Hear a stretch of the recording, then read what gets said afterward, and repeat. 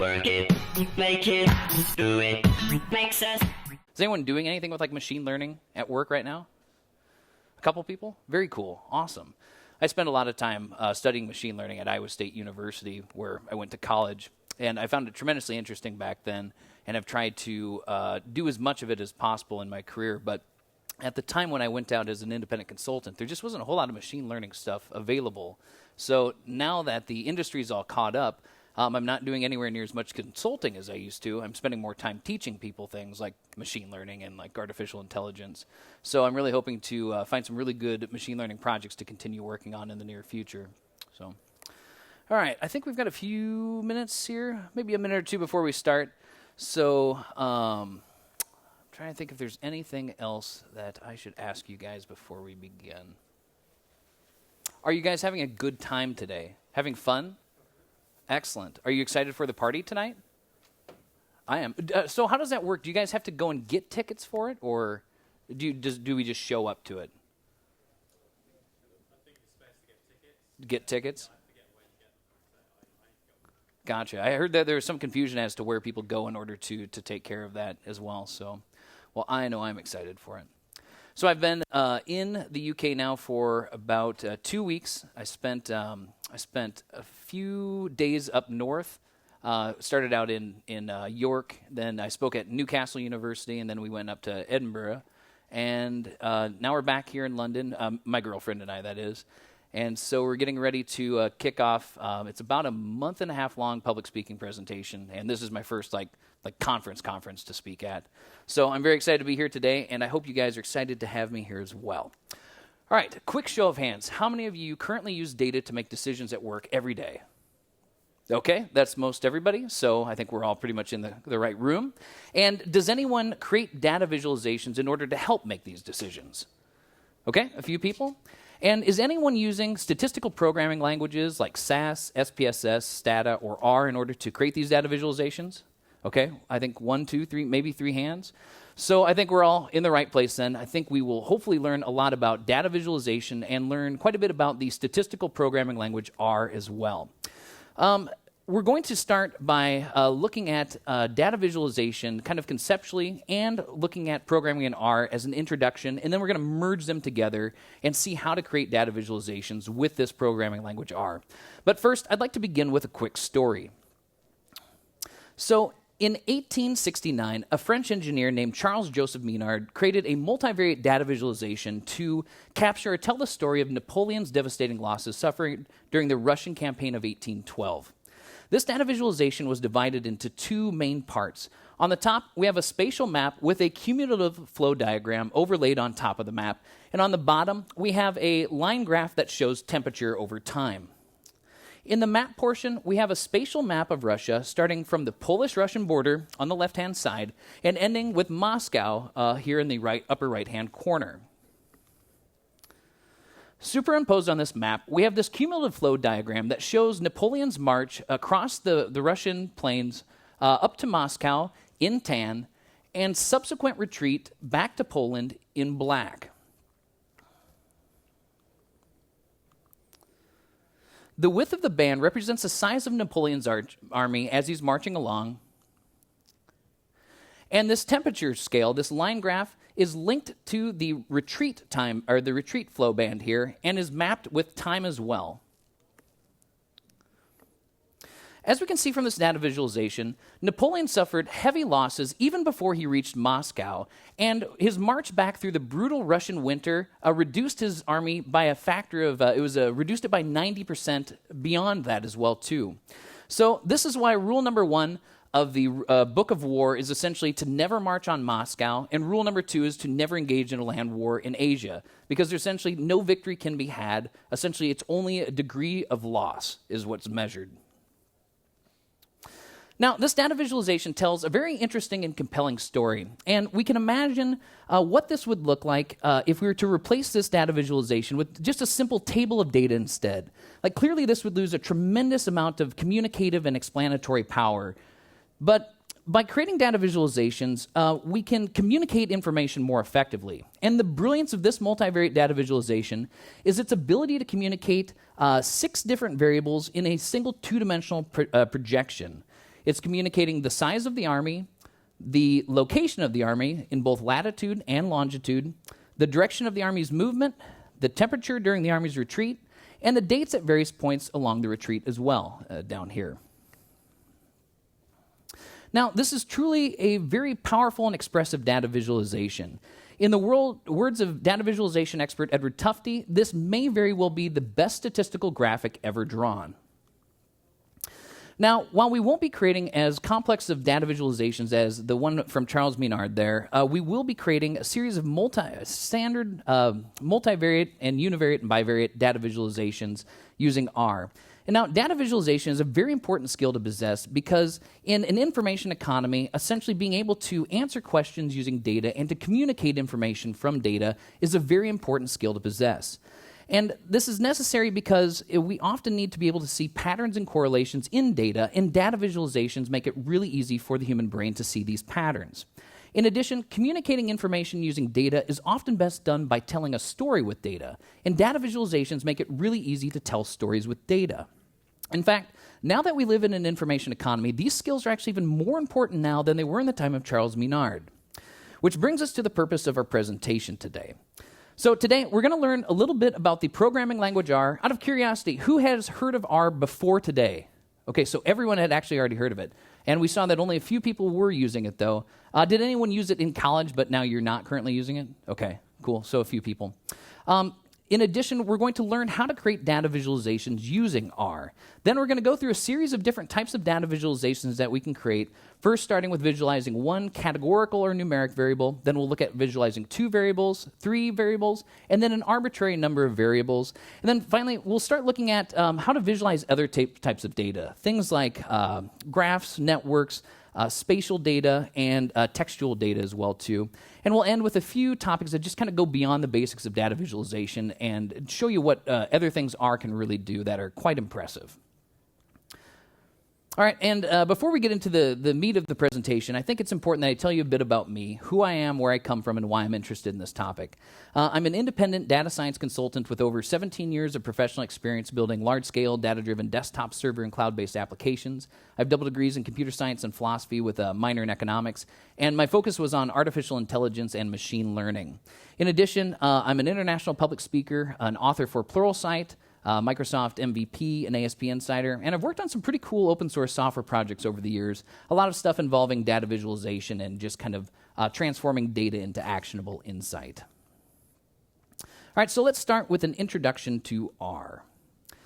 So the first question you might have is, well, what is R? In essence, R is an open source implementation of the statistical programming language S. Now, some of you are probably wondering if that's some kind of like recursive joke, but it really isn't. S was a statistical language invented at Bell Labs back in 1976, and R is essentially the open source equivalent of that language, which came out in about, I think, 1993. It's both a programming language and an environment within which to program. In addition, it allows us to do both numerical and graphical analysis. And it's cross-platform, so it runs on Mac, Windows, and Unix systems. In addition, R is actively under development. It has a very large and vibrant user community. It's very modular and extensible. And it has over 9,000 extension packages as of the last time I checked. Interestingly, when I started giving talks on R probably 4 years ago, there was less than 3,000 packages. So you can see that this space is really growing and at a very rapid rate as well, too. Best of all, R is free open source software, meaning it's free, as in beer, meaning anyone can use the software free of charge, and free as in speech, meaning anyone can view the source code, learn from it, modify it, or redistribute it as you wish under the GPL license. And as I mentioned, R is a very popular programming language, so to provide a bit of context in terms of where it lies relative to other programming languages, on the x-axis we have a popularity rank on GitHub by number of projects, and on the y-axis we have popularity rank on Stack Overflow by number of tags. In the upper right-hand corner, you see this first cluster of programming languages. These are the very popular general-purpose programming languages, things you'd expect to see, like C#, Java, Python, and JavaScript. In addition, we have the second cluster down here. These are the more specialized, or popular specialized languages, things like MATLAB, SQL, Lisp, stuff like that. And then down here, we've got the less popular languages like Nimrod and Nemeral. I've never even used that one before. And Prawn, Pirate, stuff that you've probably never heard of. But right here in red is R. And you can see it's at the top of the specialized programming languages. It's probably important to point out that it will most likely never be in this cluster here with the general purpose programming languages. It's really good at slicing and dicing data, but it's not really designed for general purpose computing, or that's not its specific intention. You can do it with R, but that's not what it was designed for. So you probably won't be using it to build your next e-commerce website anytime soon, but you will likely be using it to analyze the data being stored in the e-commerce system. And this is what R looks like. As you can see, we have both a programming language and an environment within which to program. And we can do numeric analysis, and you can see that we can also do graphical analysis as well. However, rather than working with the out-of-the-box R IDE today, we're going to be using a more powerful IDE or integrated development environment called RStudio. It's still running R under the hood. However, it's just a more powerful IDE in order to it's just more powerful, and it will make doing the demos quite a bit easier. I generally use RStudio as opposed to R out of the box myself. So we'll walk through the various windows here in RStudio when we get to our upcoming demo, which is coming up in about a slide or two. In addition, I think it's important to point out that R has been implemented in other IDEs as well, too. For example, we have R available now in Visual Studio using R tools for Visual Studio. So if you use Visual Studio as your primary IDE, which since this is a Java conference, I'm guessing most people probably don't use Visual Studio, you can actually just use R right inside of Visual Studio now. And there's pros and cons to each of these IDEs, so it's probably best I just point them out and let you decide which one you want to use, rather than running through all the pros and cons. All right, so enough talking. Let's see some code. To begin, as a card-carrying programmer, I have to begin every code demo in a new language that I do with Hello World. Otherwise, they take away my programmer card. So I'm just kidding. There's not really such a thing as a programmer card. It's okay. You guys can laugh, too. These jokes, I know they're not great, but it's all I got to work with.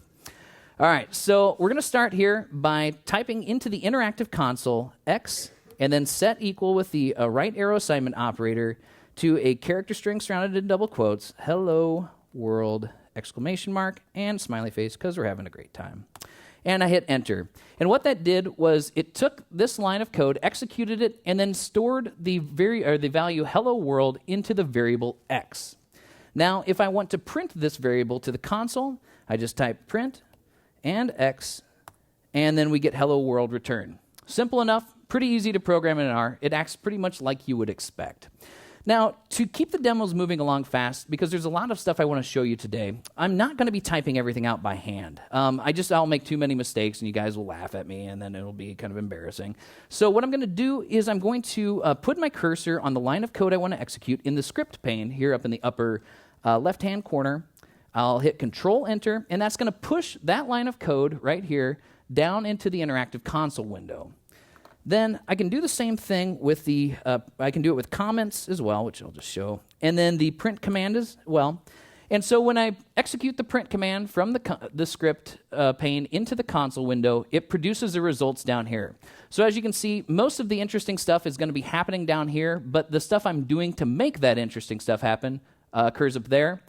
And then we're also going to have variables are going to be stored here in the environment window. And then miscellaneous pane over here will contain things like our data visualizations. You can see packages, help files, various stuff in that lower right-hand corner. Okay, so that's essentially the Hello World demo and the RStudio IDE. All right, so let's switch back over to our presentation. Let's see here.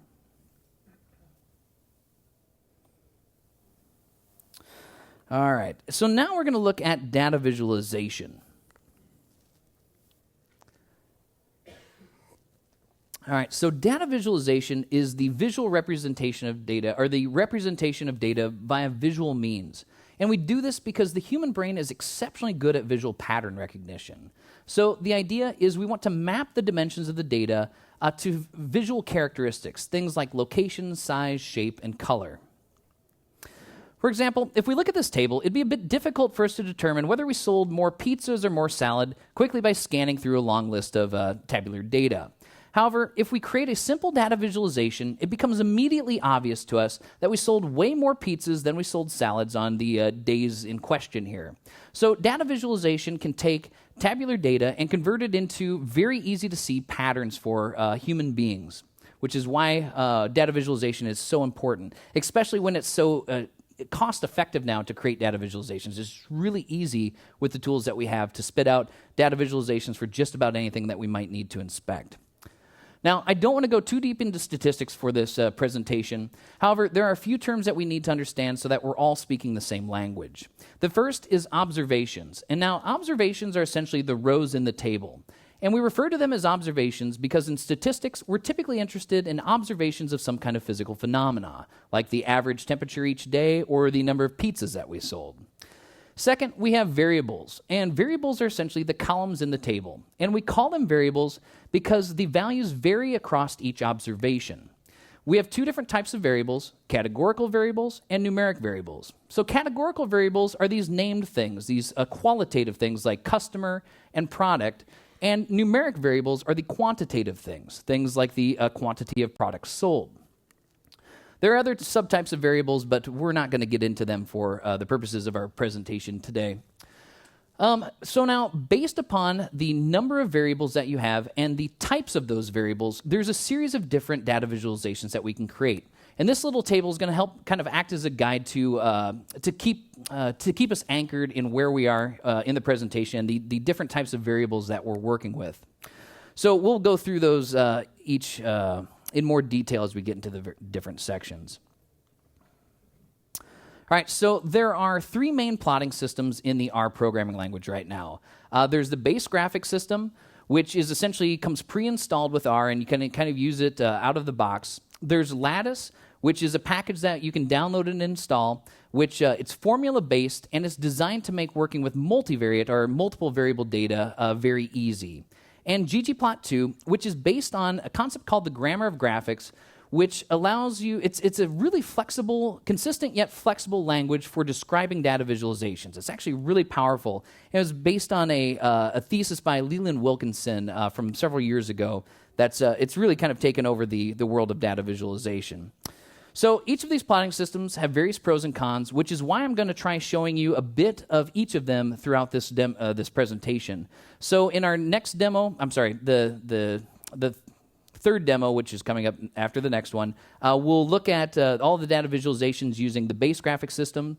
Then the demo after that, we'll use Lattice. And then the demo after that, we'll use ggplot2, so you can kind of see each of them in action for the various things that they're good at. All right, so let's switch back into code demo mode and take a look at how to create basic data visualizations with R. All right, so the first thing that we need to do is create some data. We're going to store data in something called a data frame, which is essentially a table. It's going to contain columns with rows of observations. We'll do that using the data frame constructor, and we'll create two columns, name and value. We'll set name to the values A, B, C, and we'll set value equal to the values 1, 2, and 3. And then we're going to store this in a variable called df, which is going to stand for data frame. So now I'll print this data frame so we can see what it looks like, and it's pretty much what we'd expect. It's a table of data containing two columns, name and value, and it has the values one A, B, C, and 1, 2, 3 populated in columnar fashion. Just out of curiosity, everyone can see the bottom of this screen, right? Yeah? Okay. Anyone cannot see it? Okay, so the people in the back. I can try flipping this around so that that's on the top and the other stuff's on the bottom. If you think that would be better, show of hands, who would prefer me to flip this? Okay, so just the people in the back. I don't know what we should do. We're going to flip it, and hopefully this is going to be better for everyone. The only time I ever have to find how to flip this is when I'm giving presentations, so it might take me a second or two to find it back. Pane layout, so I switch this to console. And for the record, this is most likely going to screw me up every time I try going to the console pane because I'm just not used to it being here.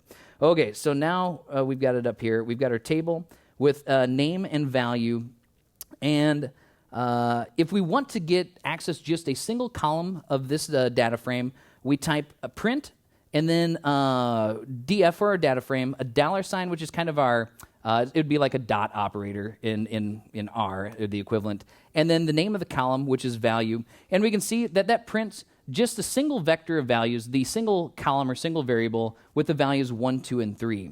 So that's all I'm really going to teach you about how to work with data in R. Everything else is going to be creating a data visualization using one of these 3 plotting systems. There might be a little extras in there as well too, but that's the bulk of it. So if we want to create a bar chart using these data, essentially we use the bar plot command. We'll set names equals to our data frame's name column, and we'll set the height parameter equal to our data frame's value. We'll set the color to light blue. We'll set a main chart title, an x-axis label, and a y-axis label. As we can see, this creates a data visualization with name on the x-axis and the value on the y-axis. So we can quickly see that we have 1 A, 2 Bs, and 3 Cs. Obviously, these data are just arbitrary. I probably could have come up with something a bit more interesting, but I wanted to keep it as simple as possible. So that's the base graphic system in R. That comes out of the box. However, we can install more powerful data visualization systems like this Lattice by using the install.packages command and then Lattice. I'm going to skip over installing this. It took a while to download over the Wi-Fi, and I don't want you to have to sit there and wait. So I'm just going to skip this step. Just imagine pop up a window, and it's, downloading, and now it's installed. I already did it, though. So once we have it downloaded and installed, we can essentially load the library into memory using the library command. And then we can use all of the functions in Lattice, like creating a bar chart using the bar chart command now rather than bar plot, setting x, which is our formula, to value as a function of name.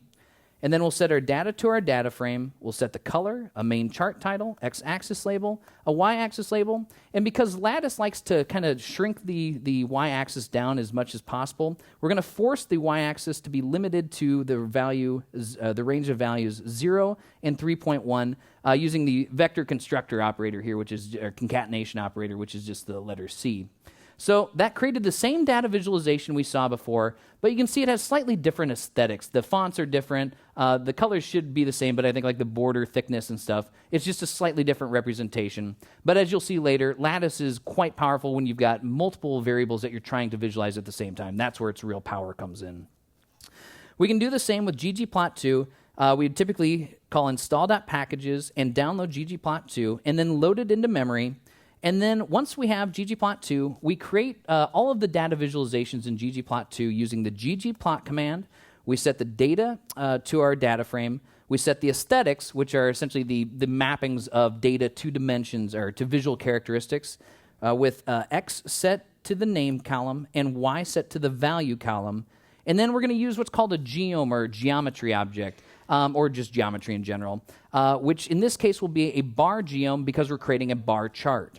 So we'll set the bar geom with the statistical transform set to identity, which essentially means just pass the data through. Don't average it. Don't use standard deviation. Don't do any statistical transformation to the data coming through.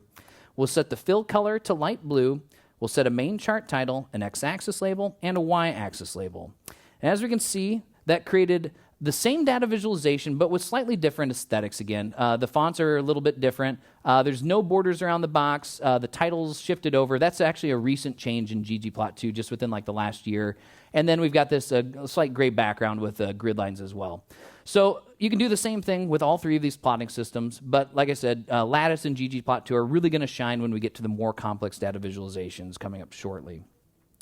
All right, so let's switch back into our demo mode, and we will learn about creating a data visualizations for a single variable. All right.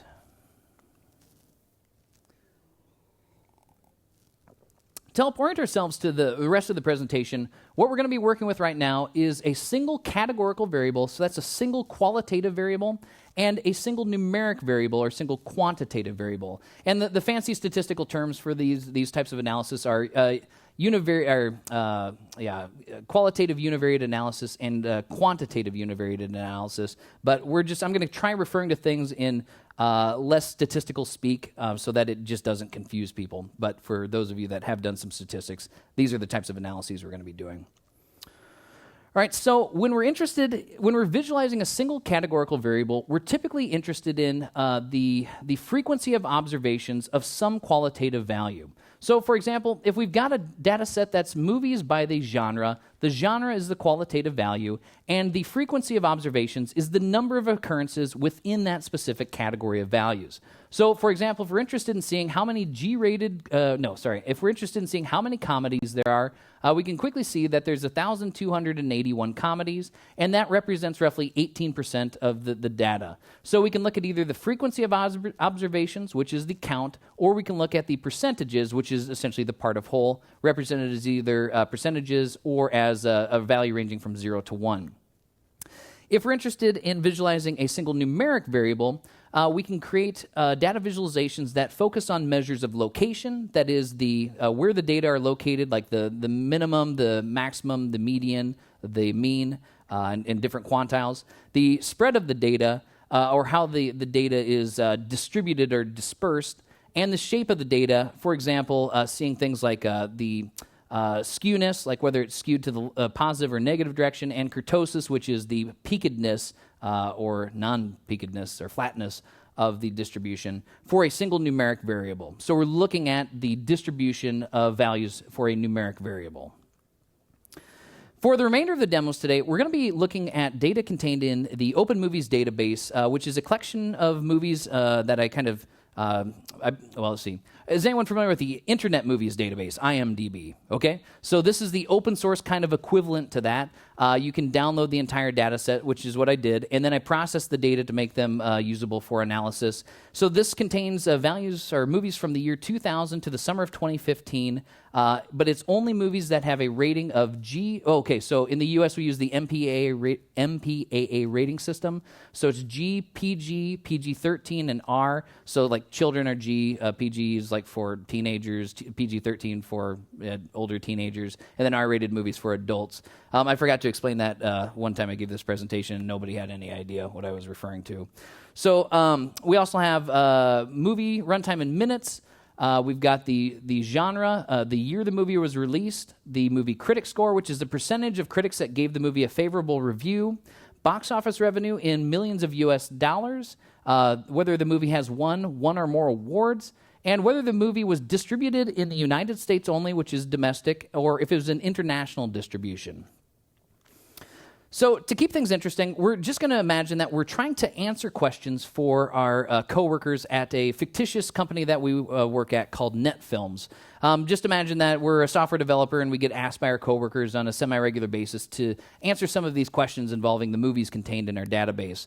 So we'll be having a series of coworkers, like our coworker Natalia, asking us questions, and then we're going to attempt to answer these questions using data visualizations.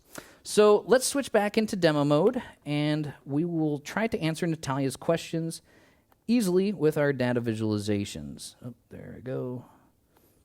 All right, so the first thing we need to do when working with data in R is to load the data into memory. We can either pull it from a database or from the file system or scrape it from the web. If we load it from a file in the file system, we start by setting our working directory to the directory containing the files that we're going to work with. So we use the setwd command to set that working directory.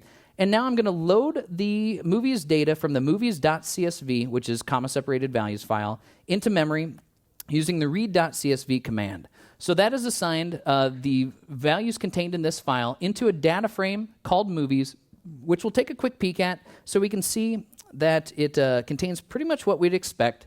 The tabular data from this data file, which includes the title of the movie, the year the movie was released, the movie rating, runtime, critic score, box office revenue, award status, and distribution type.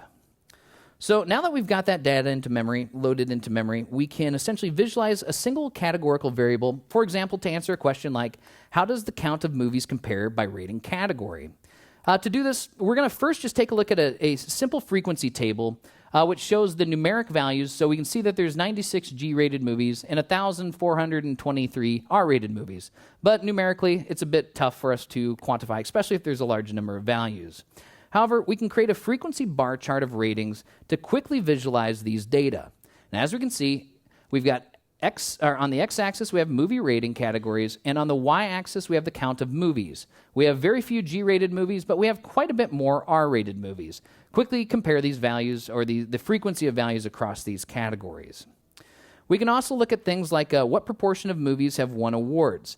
Now, most data visualization experts will tell you, in general, you shouldn't use pie charts because the human brain is actually not very good at using the interior angle of sectors in order to make comparisons of quantitative values. However, if you have a very small number of categories, say, for example, 2, sometimes these pie charts aren't overwhelming, essentially. So we can quickly see that we have way more movies that have won awards than movies that have not won awards, which actually I thought when I first analyzed this data set, that seemed a bit odd that so many movies would actually win awards. You'd think that only a few would win, but maybe there's something going on in Hollywood that has been yet to be explained. We can also visualize a single numeric variable. So, for example, we can answer questions like, what does the distribution of movie runtimes look like? To do that, we can create a simple dot plot, which most people wouldn't use anymore, but was much more widely used in olden days. This is going to create a one-dimensional representation of the distribution of values along a single variable, which in this case, on our x-axis, we have movie runtime in minutes. However, you can see the rough shape of the data, but it's kind of difficult to see in these overlapping points where the median and mean values lie and kind of what the overall shape is. So we can use more powerful data visualizations like a box plot in order to see what's referred to as the 5-number summary statistics of these data. So we still have movie runtime in minutes on the x-axis, but now we have the 5-number summary statistics in a visual representation. For example, we have the minimum value, excluding any outliers, the first quartile, the median, the third quartile, the the maximum value excluding any outliers, and then any outliers either above or below the minimum and the maximum. And the way that you determine whether it's an outlier or not with a box plot is you take the distance between the first and the third quartile, multiply it by 1.5, and then either subtract from the first quartile or add it to the upper quartile, and then essentially any values outside of that range, we just assume are outliers. It was John Tukey came up with that arbitrary kind of calculation. So we can also create more powerful data visualizations like a histogram, which is essentially going to show us the shape of the distribution now. On the x-axis, we have movie runtime in minutes, and on the y-axis, we have the frequency of observations within each of these equidistant bins. So it's a lot easier for us now to see the general shape of the data because these bins essentially show us an approximation of the distribution of values. But since we have powerful computers now, we can do even more advanced things like create density plots, which in the old day was quite a bit more calculation. But nowadays, we can simply just run the density command and then plot that density function that's returned. And as you can see, we now have the smooth curve representation of the distribution of values. More specifically, this is referred to as a kernel density estimation, but people just usually call them a density plot. And if you notice on the y-axis, we now have the density rather than the frequency of values. And density is essentially the likelihood that a value will be found under that area of the curve without going into calculus. All right, so that's visualizing a single numeric variable in R. So let's flip back here to our presentation. All right, so we answered Natalia's questions. Very easy with our data visualizations, and everyone's super happy now. All right, so next we'll take a look at how to visualize the relationship between two variables. So we're going to be focusing on this kind of middle section in our little diagram, two categorical variables, two numeric variables, and then a numeric variable grouped by a categorical variable. So when we're visualizing two categorical variables, we're typically interested in the joint frequency of occurrence for values at the intersection of two or more two categories. So for example, if we're interested in seeing how many G-rated action movies there are, we start with the action genre column, and then we move over to the action row, and move over to the G-rated column. As we can see, there's only 2 G-rated action movies, which should match our intuition since most kids aren't interested in Arnold Schwarzenegger blowing things up. And we can look at the comedies and see how many R-rated comedies there are. And we can see that there's 506, which once again probably matches our intuition. In addition, on at the end of the rows and the bottom row and the end column, we can see the row totals as well, which we refer to as the marginal frequencies since they're on the margin. And we can also visualize this as relative frequencies as well. So instead of looking at the count of observations, we can look at the distribution, the part of whole or proportion, either represented as percentages again, or as values between 0 and 1. So the grand total should sum up to the value 1 here at the bottom. We can also visualize two numeric variables, and when we do that, we're typically interested in looking at the relationship between two variables. So typically, we'll put the first variable, which is our explanatory variable, on the x-axis, and then we'll put our predicted variable, or the outcome variable, on the y-axis, and visualize the relationship between these two values. The aspect of this relationship we're typically most interested in is the correlation between these two values, that is, the degree to which two variables vary with one another. In addition, we might also be interested in looking at things like the distribution of values. So we can quickly see things with data visualizations like whether it's a unimodal distribution where there's just one center to the data, or a bimodal distribution where there's two centers to the data. Now, if one of these variables in our two numeric variable data set is a time value, we can essentially create a time series data visualizations like a line chart here that shows both the values as they're changing over time and the rate of change from one time period to the next. So essentially it's capturing two different variables. Otherwise, if we did a step chart, that would just be capturing the one variable.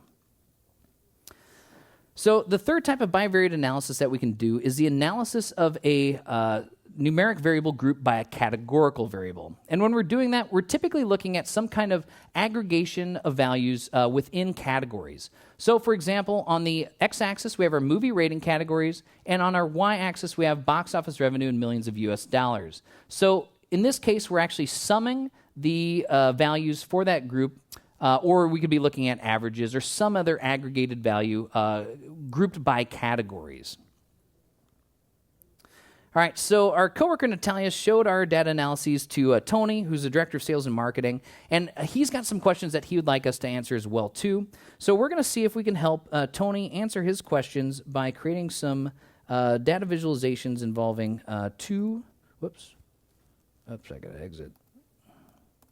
involving two variables. Still didn't get it here. Okay. All right.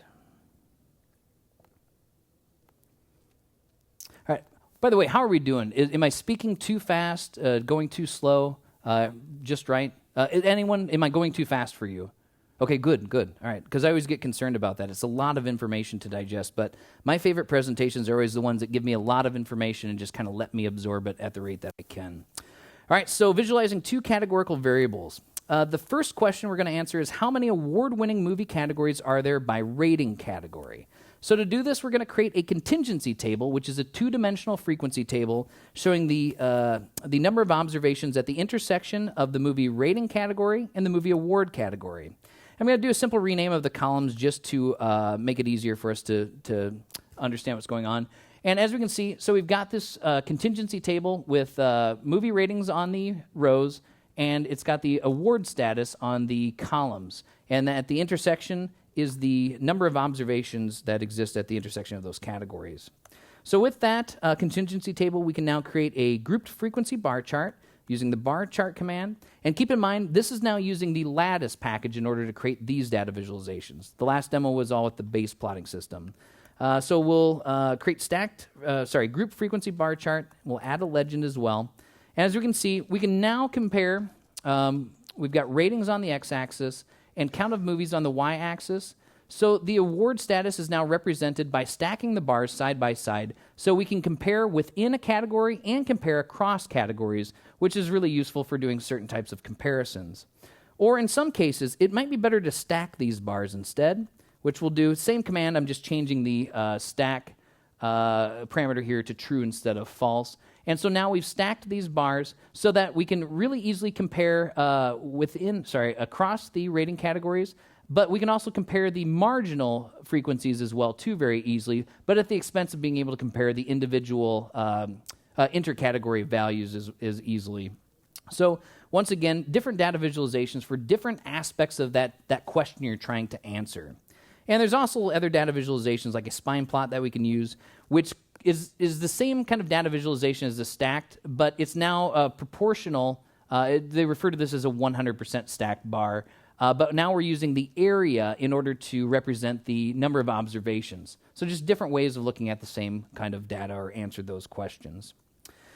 We can also visualize two numeric variables. For example, how are runtime and box office revenue related? And to do this, we typically create a scatter plot, which we'll do with the XY plot command. And we now have on the x-axis the movie runtime in minutes, and on the y-axis the box office revenue in millions of US dollars. Each of these points represents a movie and where it falls in this two-dimensional projection of our data set. And as we can see, there's a general trend to the data, but to make that more obvious, we can create a linear regression line simply by changing the type and just adding an R for the regression.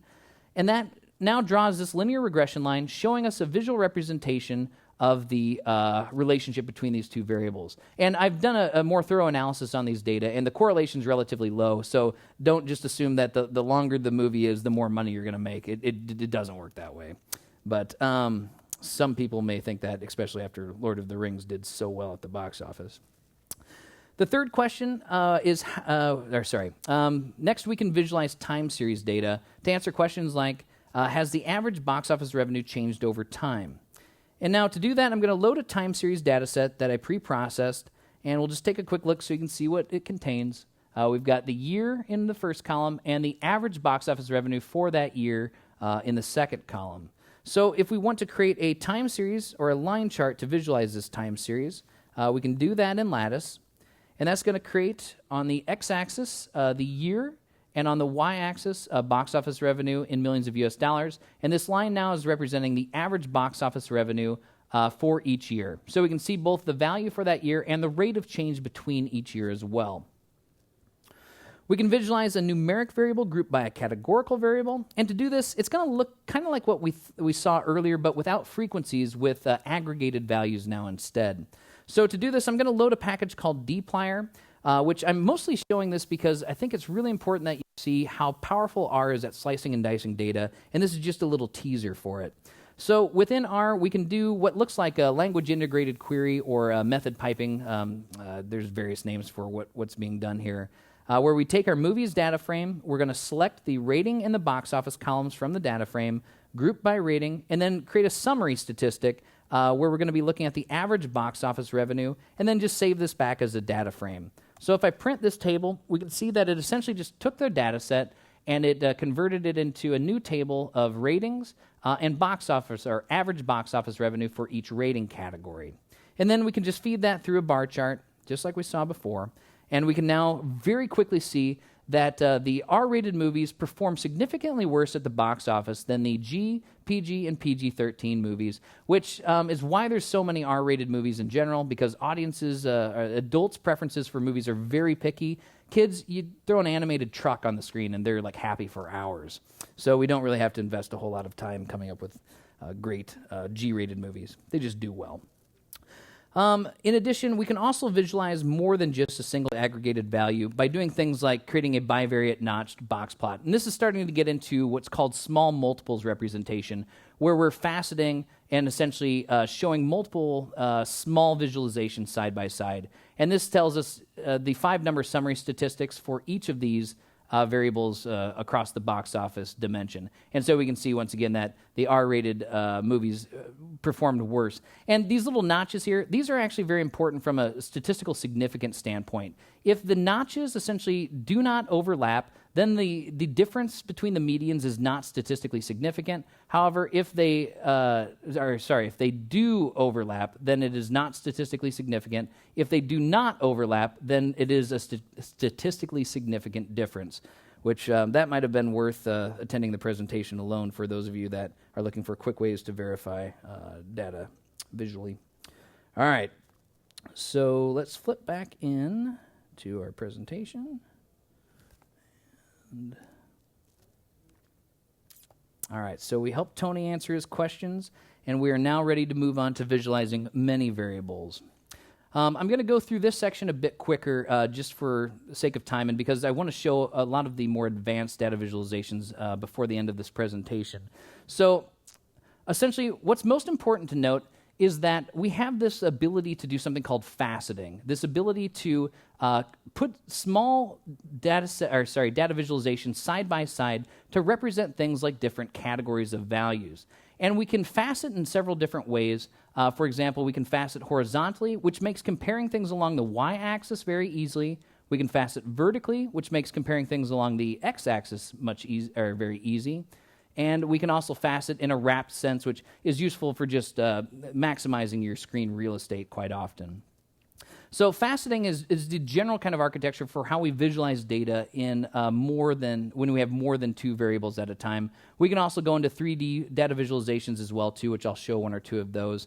But Lattice and ggplot2 were designed essentially with faceting in mind. So they work really well when you're dealing with more than two variables, whereas the base plotting system was really just designed to work with two variables. You can do faceting in it, but it requires quite a bit of extra work in order to get the data visualizations to look nice. So we're going to be working with ggplot2 for our next demo to try answering a series of questions for our Jill, who is the director of content at NetFilms. All right, whoops.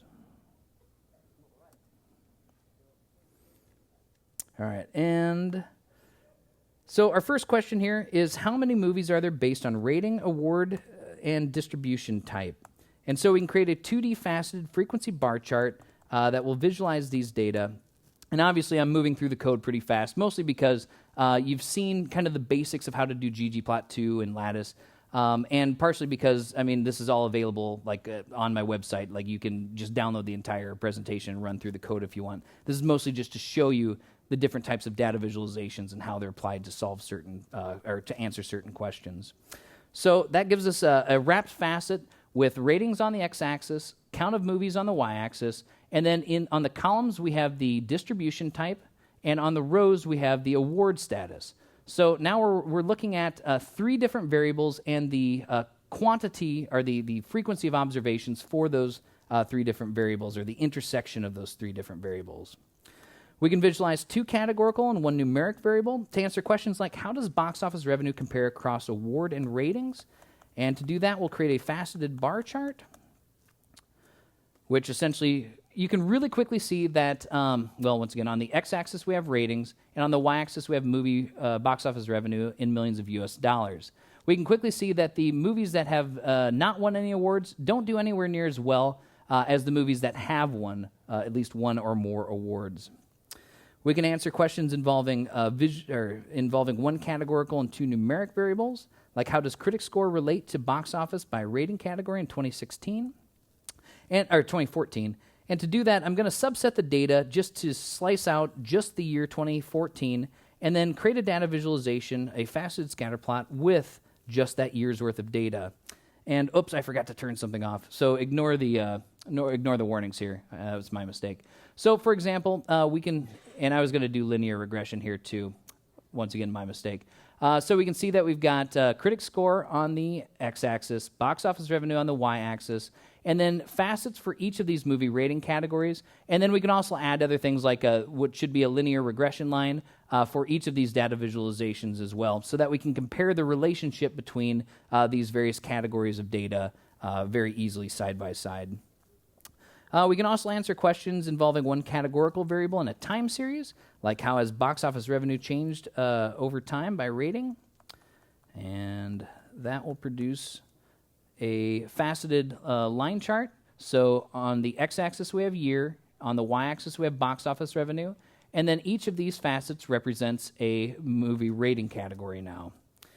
And one last one, we can do critic score and how it's related to, how runtime and critic score are related to box office. And so this is going to create what's referred to as a bubble chart. On the x-axis we have runtime in minutes, on the y-axis we have critic score as a percentage, and then the size of each of these bubbles is the box office revenue in millions of dollars. And we can also do 3D data visualizations of the same type of data. So exact same data, exact same kind of information, but just a different way to visualize it with runtime on the x-axis, critic score on the y-axis, and box office revenue is now, rather than the size of the circle, is the height of the dot in a three-dimensional space. We can also visualize many variables, like an arbitrary number of variables, if we're just interested in seeing if there's any patterns in the data set. So, for example, this creates what's called a scatterplot matrix, which I'm going to walk through this here real quick, just so you can see exactly what it is. Let me zoom in. So a scatter plot matrix essentially allows you to see patterns in an arbitrary number of variables at the same time for your data set. So on the diagonal, we have the column names, and at the intersection of each of these is a two-dimensional projection of this five-dimensional data space. So, for example, if we want to look at the box office revenue and runtime and how they're related, we can find runtime on the x-axis and box office revenue on the y-axis. So now we've got runtime down here, and we've got box office here, and we can see that data visualization, that pattern that we saw earlier with the slight correlation between the data. So this is really easy to just take a data set and look at it to try finding patterns, provided that it's a relatively low-dimensional data set. Once we get into these high-dimensional data spaces, we need more powerful tools like machine learning and data mining tools. All right. So we're going to skip over the advanced data visualization types just due to limited time. But I just kind of want to show you that there's all sorts of other things we can do with R in terms of more advanced data visualizations. We can do spatial data visualizations, hierarchical data visualizations, graph and network. We can also work with other more advanced forms of things like bubble charts, cumulative flow diagrams, and even Chernow faces like this right here. I have to skip real quick. In addition, we can also create both animated data visualizations and interactive data visualizations as well, too. So this was only, I think it's less than 20 lines of code to create that animated data visualization, and interactive data visualization, probably less than 40 lines of code. This is now available on the web so that you can use it and slide the sliders, check the checkboxes, and change the data visualization as a result. All right, so we're going to skip through that advanced data visualization part. And so where do we go next? Essentially, we've got a whole bunch of resources available, like the websites, our website, the RStudio website, Revolution Data, Flowing Data, RBlogger, and RSeek as well. And my website contains a wide variety of information, articles, presentations, and more. And Pluralsight courses as well, too. So in conclusion, I hope we learned a bit about data visualization with R, starting with an introduction, how to visualize data, and then the various types of data visualizations that we can do. So thank you very much. Feedback is very important to me. So if you have, other than running out of time, feedback is very important to me. So if you have any feedback you'd like to give me, I'd really appreciate it. And this is my contact information in case you'd like to talk to me about anything that we discussed today. Thank you very much.